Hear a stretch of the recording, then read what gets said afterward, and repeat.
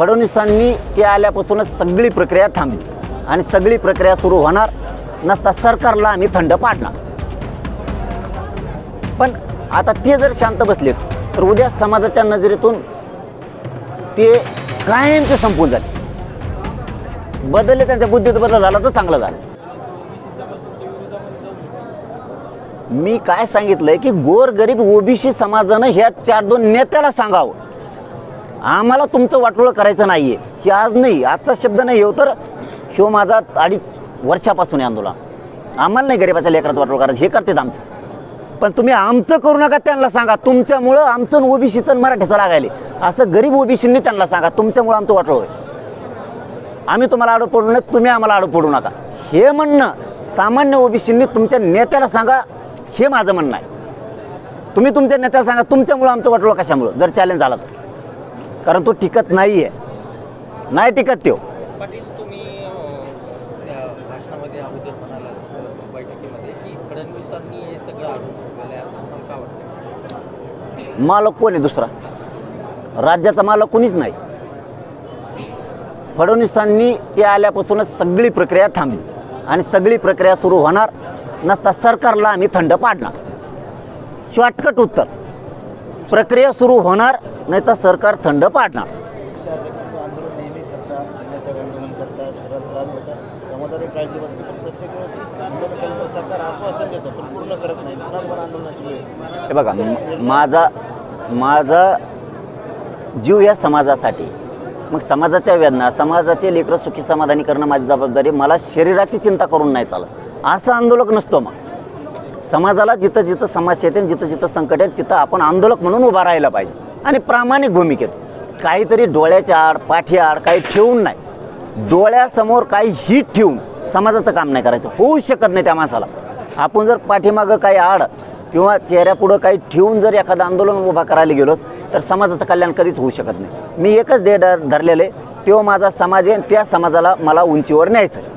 त्याच्यासाठी मी प्रामाणिकपणाला लढतो, जीवाची पर्वा करत नाही, पुढेही करणार नाही। म्हणूनच आम्ही लढतो ना, लढावं तर लागतंच। समाजालाही ते सांगितलं मी, वारंवार आपल्याला लढावंच लागतं, त्याच वेळेस समाजाचं कल्याण होईल। 30 मेला महाराष्ट्रातल्या एकाही मराठा समाजानं घरी राहू नये। एकच दिवस या तुम्ही 30 मेला, नंतर नाही आलात तरी चालतं, यांना मी नीटच करतो। आता आकडा सांगणं अवघड आहे, नाही लय अवघड आहे। मराठे एकदा जर उसळले तर आपण 3दा-4दा बघितले। आम्ही अंतरवली सहज तयारी केली होती, तरी आसपासच्या 60-70 किलोमीटरवर बसले नाही। मराठा समाजाची गणती करणं अवघड आहे, किती मराठा समाज येणार आहे किंवा मोजणं खूप अवघड आहे। मराठा पण लय मोठं आंदोलन होणार, मराठे घरी राहणार नाही, हे मात्र मी चॅलेंज सांगतो। तुम्ही आता बोलताना असं म्हटलं की 16 संघटनेचे लोक जे आहेत ते तुमच्या विरोधात 2-2 कोटी कोणी मंत्री देतो आहे आणि खरं तर तो मंत्री कोण आणि ह्या 16 संघटना कोण हे तुम्ही सांगणार आहे की तुमच्या आंदोलनाच्या विरोधात कुणी बोललं तर लोकांमध्ये हे 16 संघटनेपैकी कुणीतरी असावेत असा संभ्रम निर्माण करण्यासाठी तुमचं वक्तव्य? आजपर्यंत संभ्रम निर्माण आपल्याकडून कधी झाला नाही। आपण समाजाला आत्तापर्यंत खोटं बोललो नाही, आत्तापर्यंत, आणि मीडियावाल्याला तर नाहीच। म्हणून मीडियावाले बांधवसुद्धा विश्वास ठेवून येत की हे खोटं नसतंच। एकदा-दोनदा मी तुम्हालाच असं म्हणलो होतो की अमुक अमुक विषय आहेत, तमुक तमुक आहेत, मी तुम्हाला ते खरे पण करून दाखविले आले, हे पण खरे करून दाखवीन, पण मग खाजगीत, कारण त्यांची वळवळ बंद झाली म्हणून तुम्हाला खाजगीत सांगतो, वाटल्या सगळ्या पत्रकाराला सांगतो नावासहित। पण आता ते जर शांत बसलेत तर उद्या समाजाच्या नजरेतून ते कायमचे संपून जाते। बदलले, त्यांच्या बुद्धीत बदल झाला तर चांगलं झालं। मी भेडायसाठी फेडायसाठी करत नाहीत, आणि पुढून किती वारं झालेत आत्तापर्यंत, हे काय थांबव म्हणून थोडंच बोललो मी नाही। याच्या अगोदर बी कितीतरी इराणा पीर येऊन खेटून गेले, संपले, पण हे मनानेच शहाणे झाले वाटतं। बरं झालं त्यांच्यापर्यंत वार्ता गेली की हे आता भिंग फुटलंय, नको, आणि मंत्र्यालाही वाटलं असन आपला तर देवारच होईल, कारण निवडून यायचं आहे पुन्हा, तो आज करून जाशील। काय बोलणार आहेत ते माझ्या विरोधात, आणि काय बोलायला त्यांचं, समजा बोलले काय बोलणार आहेत, काय बोलायला? मी काय खाल्लं का पेललं का, माझ्याजवळ काय आहे, काय माझ्याजवळ? अरे नाही भाऊ, काही माझ्याजवळ आत्ता नाही। हां, अहो एवढ्या उंचीवर गेलेला माणूस 2-2 5-5 गाड्या तरी हिंडन येडे काय तुम्ही?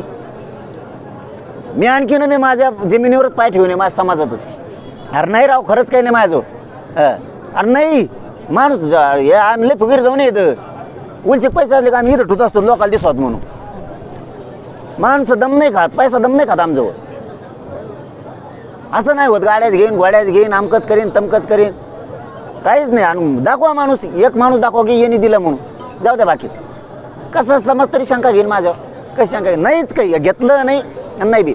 आता यांचं दुकानं बंद झाले, आता मी त्याला काय करू? तुम्ही इमानदारीने लढायचं, मी लढलो. मी मागची लढाई पुढं नेतोय. अण्णासाहेब पाटलांचं बलिदान गेलेलं वायाला जाऊन द्या ना, अण्णासाहेब जावळे पाटलाचं, वडजे पाटलांचं मी जाऊ द्या ना, ते मी पुढे घेऊन चाललो. तुम्ही घेऊन जायचं काय आहे त्याचं? आणि काय मोठं म्हण ठेवायला हरकत देवा. नाही जमलं आपल्याला हे कोणा पोरगं करतंय, चला राहायचं मागोबा. काय अडचण आहे? काय अडचण का? तुम्हीच असं असं कशा राहिले कोणतरी उभा तर चल करतंय जातीसाठी, का पुढे दाखवायचं? काय होणार नाही, काय नाही होणार. षडयंत्रच उघडं पडलं, लय मोठं होतं ते, खूप मोठं होतं ते. आणि त्यांनाही कळून चुकलं ते. त्यांचे फोटो पण आलेत, नाही असं पण नाही, फोटो पण आलेत. पण मी संयम धरतो, मी बघतो. शेवटी माझाच भावंडे बदलतो का? कारण माझ्या जो दाखवला आरसा एकदा दाखवलं की लय अवघड होतं. माझ्या विरोधात कोण कोण बोलतोय त्याचे रोज दिवसातून 10-15 निरोप तरी आमच्यापर्यंत येत. बोलणारचे पण मी पहिल्यांदा आता मीडियासमोर बोलायचं नव्हतं. मोबाईलमध्ये गच भरलंय, गच. कुठं बसलेत, कुठं काय व्हिडिओ चालू आहे, कुठं काय आहे, कोण बोलायचं शिकतोय, कोण येतं, कोणची टीम आहे, हे कोणाचे कार्यकर्ते, तो प्रवक्ता कोणाचा आहे, हे काय शिकवतो. लिंबा झाडाखाली बसत असतात का प्रवक्ते? लिंबा झाडाखाली नाही बसत. 4-2 पत्रकार लिंबा झाडाखाली नाही बसत, त्यांना सगळे गबाळच असतं. टंगड्या लांबून पसरून बसून गप्पा, असं बोल तसं सांगत. म्हणजे हे पण कळतंय. बरं सांगितलं त्यांच्यातलेनीच परत फोटो व्हिडिओ काढून, हे तरी त्यांना कळायला पाहिजे. पण ते मी बोललो नाही मीडियात याच्यासाठी की मी जर ते एकदा दाखवलं तर आम्हाला जे माहिती व्हायच्या त्या बंद पाडतात. त्यांना जर वाटलं याला आपण बोलतोय कोण रसद पुरीतो हे माहीत झालं तर ते उद्या सकाळी बंद पडलं. म्हणून ते बोलत नाही आहे मी मीडियात. पुरी माहिती येईन, आणखीन त्याला जवळ आनंद घ्यायचा आहे तवर घ्यावं द्या. एकदा संकटाचे ढग सुरू झाले ना, मग कळण तिन्ही ताळात कोण राहत आहे का नाही. कोणत्या प्रकारे नाही मला काय करायचं चौकशी करून तिची. पण मला माहीत झालं ना, समाजाचा असून समाजाचा शत्रू मंत्री कोण, असं कसं? वेळ आले तर मी त्याचं नाव बी घेईन. दारं खुले, चर्चा होईल का नाही मला माहीत नाही. पण मला आता अंमलबजावणी पाहिजे, कारण पोराचे ॲडमिशन आहे. मला पुऱ्या व्हॅलिडिटी पाहिजेत, यशस्वी ते सगळे मागं पाहिजेत. 17 संस्थांचा JR पाहिजे. मी हटत नसतो, मी भेद महाराष्ट्रात मानत नाही. एकाही मागणी सुट्टी नाही. त्यांनी 30 मेपर्यंत सरकारनं मागण्याची सगळ्या अंमलबजावणी करून सगळे प्रमाणपत्र वाटप करून टाकावं राज्यातले. हाही तेवढे विषय संपवून टाकावं. शेवटचा प्रश्न, मागे तुम्ही एक पत्रकार परिषद घेतली होती आणि तुम्हाला जीवे मारण्याच्या धमकीचे पुरावे पोलिसांना दिले होते. त्यामध्ये काही लोकांना अटक देखील झाली. ह्याचं प्रकरण आता झालं काय पुढे? होईल. आपण काय सांगितलं होतं मीडियाला त्या दिवशी? मी मीडियाला साक्ष ठेवतो असं बोललेलो आहे. माझे शब्द आहेत. आणि माझा समाज ह्यो तिथं होता. समाजाच्या दरबारात सिद्ध झालेलं आहे मला मारायचं ठरलं म्हणून. पोलिसांनी केस करा नका करू, उद्या सोडून द्या, सकाळी जामीन करा, नाही तर धरून नका आणू, माझ्या दरबारात झालेलं आहे. मला काय उत्तर द्यायचं आहे ती मी योग्य वेळेवर देईन. मी असं सांगितलेलं आहे. मी त्या तपासात काय चाललं बघत नाही, कोणाच जामीन झाली बघत नाही. कारण मी काय म्हणतो की जालना आणि बीड दोन्ही जिल्ह्यातला आमचा समाज पूर्ण वळीत येत असे नामवंत लोक होते. त्यांच्या समोर ठरलेलं आहे, झालेलं आहे की हो असं असं ठरलं होतं. इकडं तुम्ही किती खोटा बोला हो, माझा समाज साक्षीदार आहे. उद्या तुम्ही कोर्टातून सोडता, तुमच्या मागं मंत्री आहे सरकारमधले, तुम्हाला ते सोडील नाही सोडील ते काय त्याच्याशी नाही मला देणं घेणं. इथं सिद्ध झालं आहे. तुम्ही अटक करा नका करू, सजा द्या नका देऊ, इथं समाजात तुम्ही बोललात. हे कोर्ट माझ्यासाठी समाज महत्त्वाचा आहे. ते मॅनेज होऊन ते जाणं, कोणी अधिकाऱ्यांनी सोडून दिलं, तपास व्यवस्थित न करणं, ते कुठाने करणं, त्याची मी त्यात नाही पडत. त्यामध्ये आणखी काही पुरावे देणार होता त्याला त्याच वेळेस दिले, त्यावेळेस दिले त्याला. सगळं त्यांच्याच मोबाईलमध्ये आणि सगळ्या तपास अधिकाऱ्यांनी त्यांनीच घेऊन ठेवलं आहे. एवढं असून त्यांना काय करायचं ते करतील, आम्ही आमचं ठरवू वेळ आल्यावर. चलो धन्यवाद.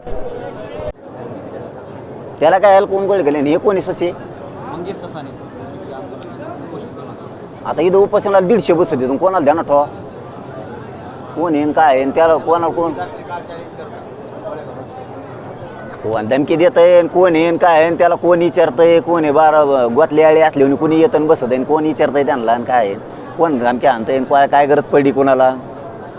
उपोषणाची घोषणा केल्यानंतर आता तुम्हाला विरोध व्हायला सुरुवात होईल. बबनराव तायवाडे म्हणतात की मनोज जरांगे पाटील यांनी गुलाल उधळला आणि आता आंदोलन पुन्हा हाक देत आहे.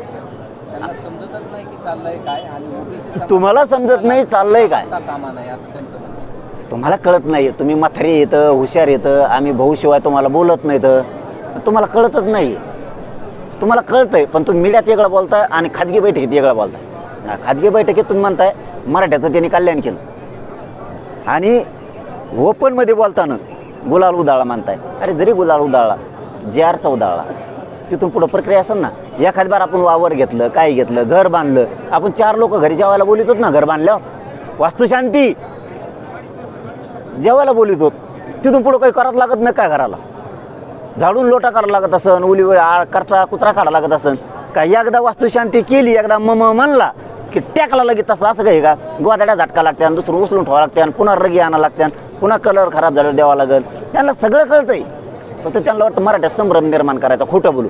आता मराठी इतके हुशार झालेत, कुणी संभ्रम केला आणि काही केला तर नाही, कारण मी चुकीचं कामच नाही करत, समाजाच्या लेकरासाठी करतो मी. ते म्हणतात की तुम्हाला आता उपोषणाचा नोबेल पुरस्कारच दिला पाहिजे. वर जाऊन तिकडे बोललो मी त्याला का इथून मागं, कारण त्यांना विरोधक मानलं नाही. ज्याशी मानेन ना त्या दिवशी बघा आपला काचका कसा असतो. आणखीन त्यांना विरोधक मानलंच नाही. फक्त एक लाभार्थी टोळी त्यांच्या आडुंगी लपून आमच्यावरती वारा करायचा प्रयत्न करते. फक्त तेवढं समजून घ्यावं त्यांनी. त्यांच्या आरक्षणासाठी त्यांनी ताकदीनं लढावं, आम्ही त्यांच्यासोबत आहेत. त्यांच्या आरक्षणाला आमच्यामुळं धक्का लागत नाही. त्यांनी हेच फक्त समजून घेऊन पुढं चालावं. यांना असलेलं मोजतं नेहमी, कारण काय असतं काय काही थुकलं चाटणाराची काही सवय असते, त्यामुळे आपण ते थुकलेलं थुका चाटणाराला बोलत नाही. सरकारला 25,000 रुपये पगार पण दिला पाहिजे असं हाके म्हणतात सरकार. त्याला त्याचं काय हो ते कोण आहे काय कसल्याचे ना काहीतरी जो प्रश्न त्याला कोण मी म्हणतो ना, त्याला ती सवय असते. आपल्या जातीसाठी लढावं, आपल्या जातीच्या लेकराचा उद्धार करावा. आपण तिथं रक्त सांडायची वेळ आली तरी सांडावं. इथं कुठं तुमच्या आरक्षणाला आमच्यामुळे धक्का लागेल तिकडे ST आरक्षणासाठी लढायचं, तिकडं ताकद लावायचं.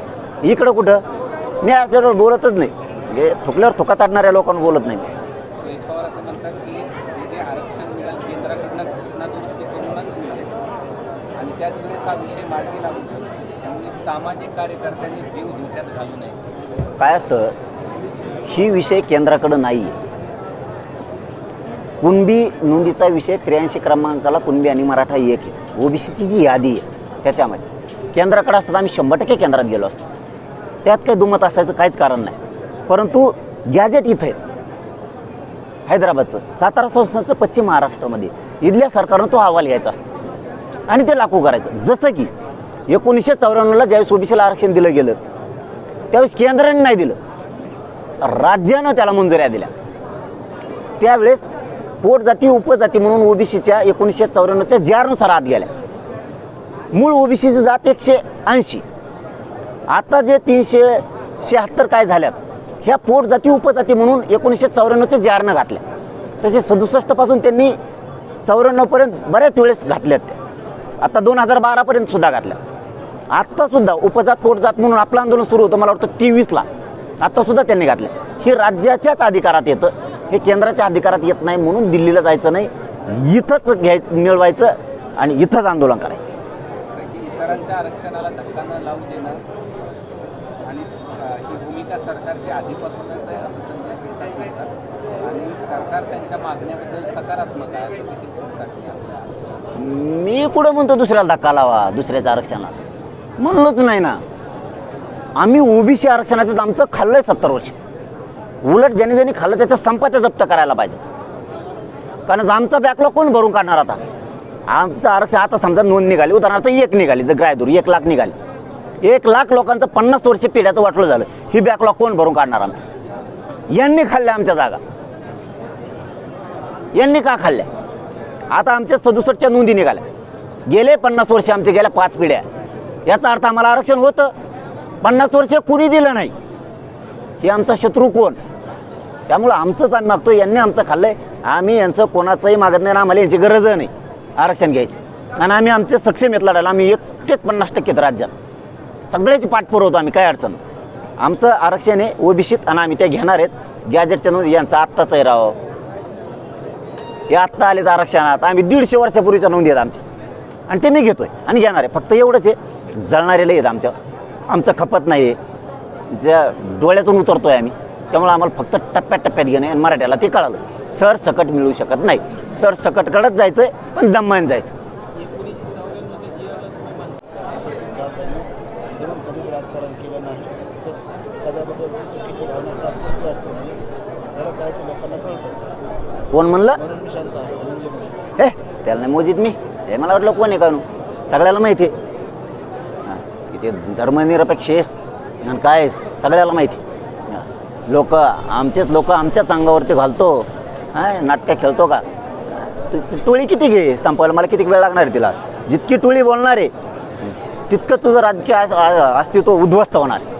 तू मला खेळतो ना. तुला माहिती आहे मी काय चीज एकदा बघितलं आहे. तुला आणखीन एकदा बघायचं आहे का? मी बोलत नाही त्याच्यावर विचारू बी नका त्याला. धनंजय मुंडेंनी मराठा भवन उभारण्यासाठी त्यांचं जे प्रतिष्ठान आहे नाथ प्रतिष्ठान त्याच्या वतीनं 28 गुंठेची जागा पण दिली.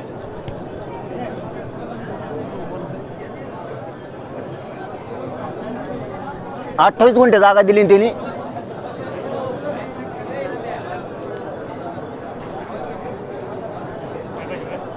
उत्तर लगेच त्यांना इथंच येत. मी आत्ता बघितलं होतं इथं.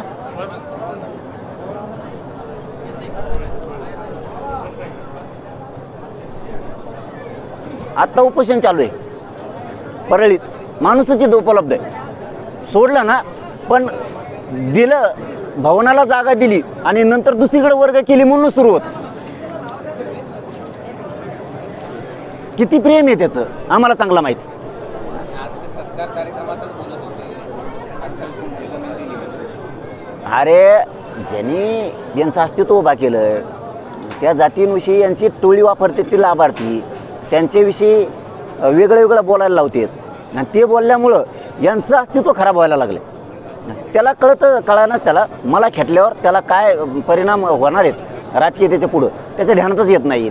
त्याची मस्ती जिरीतो मी.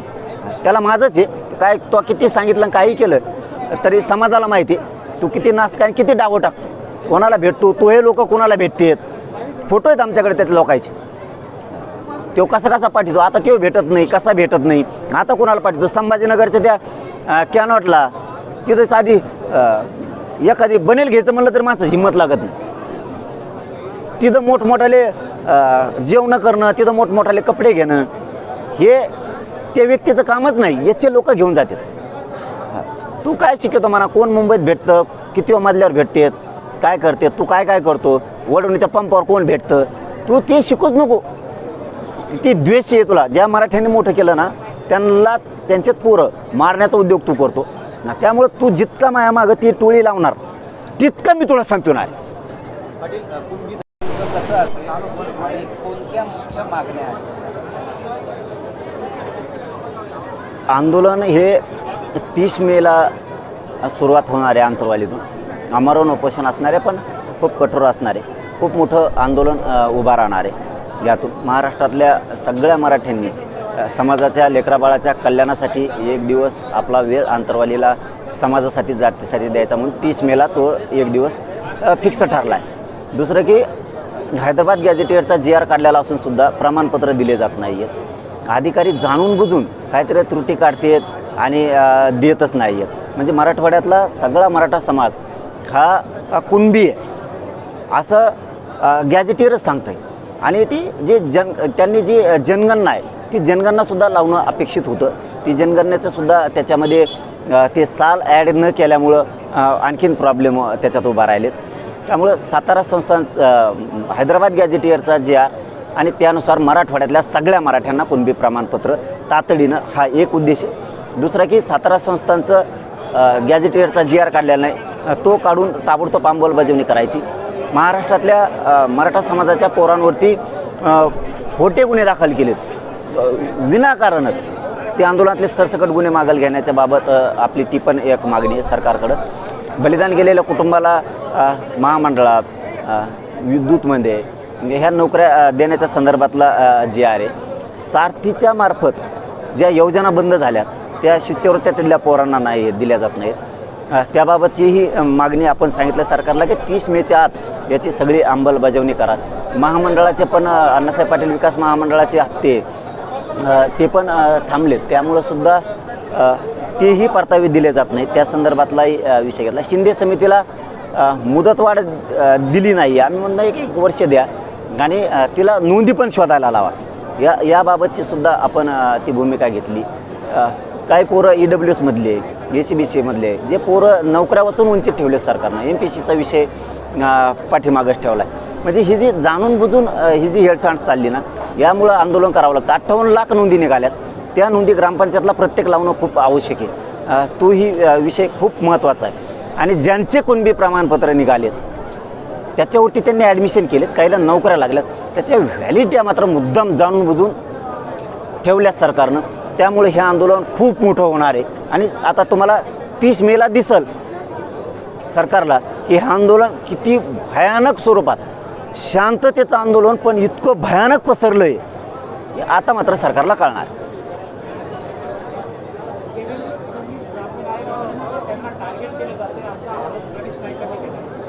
गणेश नाईक ते मुंबईवाले ते तर चांगला माणूस आहे हो.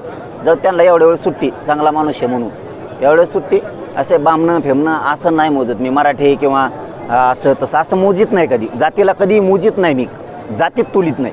मोजित नाही म्हणजे तुलीत नाही. असतं तर मराठीने त्याला निवडून दिलं असतं.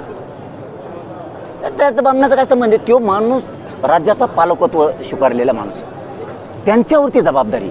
आमच्या गोरगरिबांचे प्रश्न सोडवणं, आमच्या शेतकऱ्यांचे प्रश्न सोडवलं, त्यांना नाही भांडायचं, कोणाला भांडायचं.